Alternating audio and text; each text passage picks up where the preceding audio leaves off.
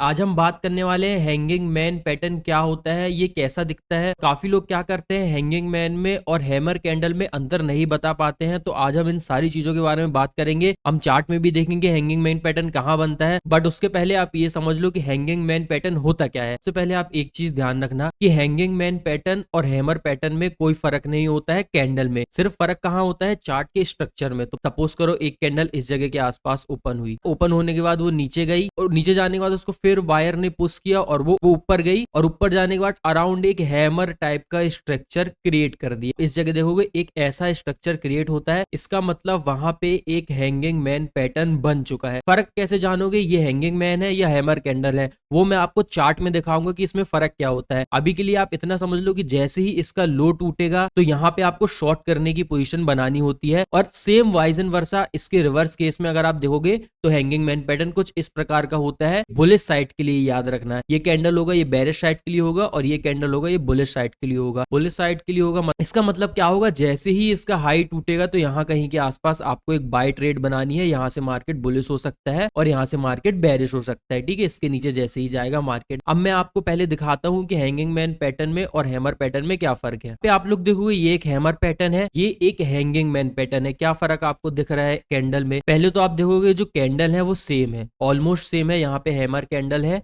और यहाँ पे हैंगिंग मैन पैटर्न की कैंडल है। तो ये दोनों जो कैंडल है, ये दोनों कैंडल में कोई फर्क नहीं है, सिर्फ कलर का फर्क है, तो उससे कोई फर्क नहीं पड़ता है। हैंगिंग मैन पैटर्न में आपको ग्रीन कलर भी मिल सकता है, रेड कलर भी मिल सकता है, और सेम इसके लिए भी वही रूल अप्लीकेबल होगा। हैमर कैंडल में भी आपको ग्रीन कलर मिल सकता है, रेड कैंडल मिल सकता है। सिर्फ फर्क है कि मार्केट पहले बेरिश ट्रेंड में था, फिर यहाँ पे एक हैमर पैटर्न बना और यहाँ से फिर मार्केट ऊपर चला गया। और इसमें फर्क क्या है कि मार्केट एक बुलिश ट्रेंड में था, फिर यहाँ पे एक कैंडल बनी और फिर मार्केट नीचे गिर गया। चलो आपको इसमें नहीं समझ में आएगा, मैं आपको चार्ट में दिखाता हूँ। ओके, ये एक निफ्टी 50 का चार्ट है। अब यहाँ पे आप नोटिस करना, मैं आपको दिखाता हूँ। आप ये कैंडल देखो बहुत गौर से, है ना। उसके बाद आप यहाँ पे एक कैंडल देखोगे, ये रेड कलर की है। ये कैंडल देखो, कैंडल कैसी बन रही है कि मार्केट यहाँ कहीं के आसपास ओपन हुआ, ओपन होने के बाद मार्केट अपना एक लो लगाया, नीचे ओपन हुआ, और नीचे जाने के बाद फिर मार्केट दोबारा रिवर्स होके अराउंड इस टाइप की कैंडल का फॉर्मेशन किया है। अगर आप देखोगे ये जो कैंडल है, ये यहाँ पे भी वही कैंडल है और इस जगह के आसपास भी वही कैंडल है। आप इसको बोलोगे कि ये एक हैमर कैंडल है, बट ये एक हैमर कैंडल नहीं है। कैसे? अगर मार्केट कंटिन्यू फॉल कर रहा है, कंटिन्यू फॉल कर रहा है, और यहाँ कहीं के आसपास ऐसी कैंडल बनती है, तो इसका मतलब क्या? ये एक हैमर कैंडल है, इसमें कोई दूसरी राय नहीं है। उसके अलावा अगर जो मार्केट ऊपर जा रहा है, मार्केट बुलिश है, फिर यहाँ कहीं के आसपास सेम यही कैंडल बनती है, तो ये एक हैंगिंग मैन की कैंडल हो जाएगी। सिंपल सी बात है, कोई ज्यादा बहुत बड़ी चीज नहीं है, आप इजिली समझ जाओगे। अब आप देखो, जैसा मैंने आपको बताया था, इस लो के टूटते साथ ही हम सेल साइड की पोजीशन एक्टिवेट करेंगे। कैंडल है बड़ी हैंगिंग मैन पैटर्न की कैंडल है, इस लो के हम टूटते साथ ही सेल ट्रेड एक्टिवेट करेंगे। यहाँ पे भी सेल आप कर सकते रहे, यहाँ पे भी आप सेल कर सकते रहे। बाय कहाँ करना है? अगर जो यहाँ कहीं के आसपास अगर हैंगिंग मैन की पैटर्न बनेगी तो वो एक बुलिश पैटर्न कहलाएगी, वो फिर हैमर कैंडल कहलाएगी। हैमर पैटर्न का अगर मैं आपको एग्जांपल दिखाऊं, एक ये आप कैंडल देखोगे, ये एक हैमर पैटर्न है, ठीक है, ये वाली जो कैंडल है, बट ये एक हैंगिंग मैन है। बहुत ईजी चीज है, आप समझ जाओ। अगर मार्केट बेरिश ट्रेंड में है और यहाँ कहीं के आसपास ऐसी कैंडल बनती है, मतलब ये एक हैमर कैंडल है, यहाँ से फिर मार्केट बुलिश मोमेंटम अपनी कंटिन्यू कर सकता है। अदर केस अगर मार्केट बुलिश ट्रेंड में है, फिर यहाँ पे आसपास एक ऐसी ही कैंडल बनती है, फिर ये एक हैंगिंग मैन की पैटर्न है, इसके नीचे साथ लो टूटेगा, आप यहाँ पे सेल साइड की पोजीशन बना सकते हो। बहुत इजी है। चार्ट में अगर आप, जैसा मैंने आपको बताया, यहाँ पे एक हैंगिंग मैन पैटर्न है, यहाँ पे एक हैंगिंग मैन पैटर्न है, बट इसके वाइज एंड वर्सा अगर अब आपको बाय करना है तो आप फिर देखोगे हैंगिंग मैन पैटर्न कहाँ पे है। आप बिल्कुल देखोगे कि ये वाली जो कैंडल है, ये भी एक हैंगिंग मैन पैटर्न की कैंडल है, बट इसके उल्टा, जैसे कि हम यहाँ पे लो टूटने पर सेल कर रहे थे, इसका हाई टूटने पर हम यहाँ पे बाय करेंगे। यहाँ पे आप बाय करोगे, यहाँ पे मार्केट ऊपर गया, फिर एक रिट्रेसमेंट दिया, रिट्रेसमेंट देने के बाद कंटिन्यू फिर मार्केट बुलिश। को यहाँ पे दिखाऊं तो ये वाली जो कैंडल है, ये भी एक हैंगिंग मैन की कैंडल है। मार्केट नीचे था, मार्केट बेरिश था, यहाँ कहीं के आसपास मार्केट ने एक कैंडल बनाया, इसका हाई टूटते साथ ही हम मार्केट पे बुलिश हो जाएंगे, क्योंकि मैंने बुलिश ट्रेड भी लिया है। पे अगर आप ध्यान से देखोगे तो मार्केट ने ब्रेकआउट दिया है, ब्रेकआउट देने के बाद मार्केट रिट्रेस हुआ है, रिट्रेसमेंट देने के बाद मार्केट कंटिन्यू यहाँ से बुलिश हो सकता है। मैंने आपको पहले भी बताया है कि यहाँ से मार्केट बुलिश ही दिख रहा है और पैटर्न भी वही सजेस्ट कर रहा है कि मार्केट यहाँ से बुलिश है। एक चीज ध्यान देना कि इसका स्टॉप लॉस कहाँ रखना है। कैंडल है हैंगिंग मैन की, सपोज करो कि ये टॉप पर बनी है और ये एक बेरिश कैंडल है। जैसे ही मार्केट इसका लो टूटेगा तो आप एक सेल साइड की से यहाँ पे सेल आप करेंगे, यहाँ पे आप सेल करोगे, यहाँ पे आप एक सेल साइड की पोजीशन एक्टिवेट होगी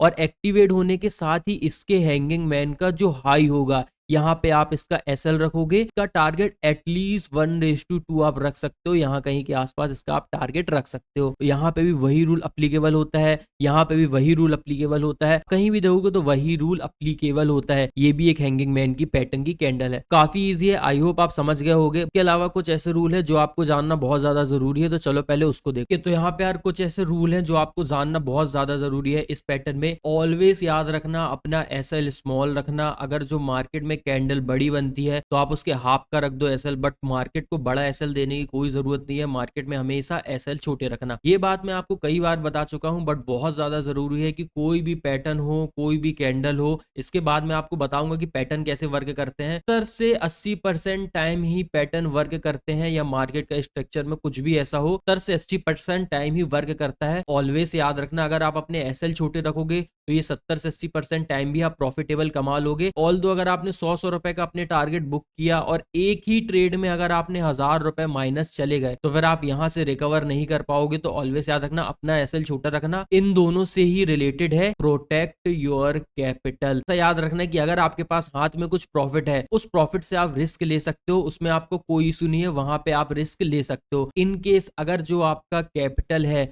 तो कैपिटल में याद रखना कि हमेशा छोटे छोटे आप एसएल देते जाओ और मार्केट से बाहर होते जाओ ना। सिर्फ एक ट्रेड में आपका पूरा कैपिटल चला जाएगा। एसएल अपना छोटा रखना जिससे आपका जो कैपिटल है वो प्रोटेक्ट रहे। इस वीडियो के बाद मैं आपको बताऊंगा चार्ट पैटर्न कैसे वर्क करते हैं, और भी कैंडलस्टिक पैटर्न मैं आपको बताने वाला हूं। कि पहले भी मैंने आपको काफी कैंडलस्टिक पैटर्न बता रखे हैं, तो आप उनको भी देख सकते हो। चार्ट पैटर्न जो आप देख रहे होगी, एक चार्ट पैटर्न यहाँ है, एक चार्ट पैटर्न यहाँ है, जब मार्केट नीचे गया एक यहाँ है, एक यहाँ है। हर जगह मार्केट आपको ट्रेड देता है, बट कहानी है कि आपको पता रहना चाहिए कि मार्केट में ट्रेड कैसी होने वाली है। जैसे मैंने आपको अभी एक वीडियो पहले बताया था कि यहाँ से मार्केट दिखा रहा है डब्ल्यू पैटर्न के लिए, तो मतलब क्या है कि यहाँ पे मार्केट बुलिश है और मार्केट ऊपर जाने वाला है। अराउंड यहाँ के आसपास मैंने आपको बताया बजट तक आएगा, और उसके बाद फिर बजट डिसाइड करेगा कि मार्केट कैसे ऊपर जाने वाला है या मार्केट नीचे जाने वाला है। थैंक यू, आपको मिलता हूँ मैं किसी और वीडियो में।